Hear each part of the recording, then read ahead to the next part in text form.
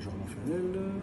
Je suis rentré dans le réseau actif en janvier 2019, à la reconversion professionnelle, après avoir fait une carrière dans l'informatique de 25 ans. Donc déjà, je connais personnellement Xavier, un des fondateurs.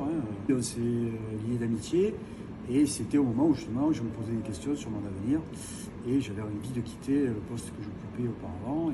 Et puis j'ai rencontré 2-3 personnes du réseau et puis voilà quoi, je me suis lancé sans trop savoir si vraiment en finalité ça me plairait. Puis finalement ça me plaît. Donc voilà. J'aurais peut-être pas fait ça sans réseau, ça c'est sûr. Et puis derrière, en fait, tout ce qui m'avait annoncé comme valeur du réseau, je les ai retrouvés.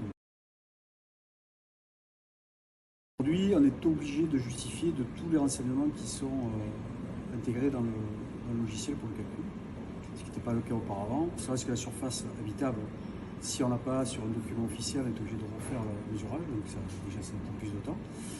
Ensuite, il faut justifier de toutes les informations qu'on rentre, donc soit par des documents fournis par le propriétaire, soit en constatant de visu, soit en mettant des informations par rapport à la date de construction.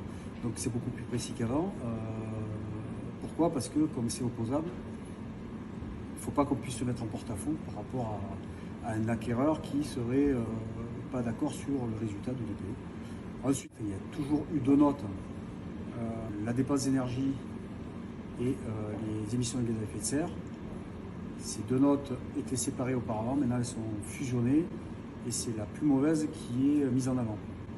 Donc ça, il faut après pouvoir l'expliquer aux gens parce que la note du DPE est un argument pour la vente. Des bâtiments qui sont mal classés seront plus difficiles à vendre que des bâtiments bien classés. Les bien classés, c'est entre A et C. Dès qu'on arrive à D, ça commence un peu à tiquer. Après, E, F, G, là on en parle. Ils ne savent pas que ça a changé aussi. Même s'il y a eu beaucoup quand même de diffusion dans les médias, on voit quotidiennes des articles. Notamment, on commence à mesurer l'impact du nouveau DPE sur la vente. Et apparemment, ça a un impact aujourd'hui, puisque les notes sont plus précises et qu'il y a peut-être plus de notes dégradées, ce qui fait que des biens plus difficiles à vendre. Donc ça, on constate l'impact.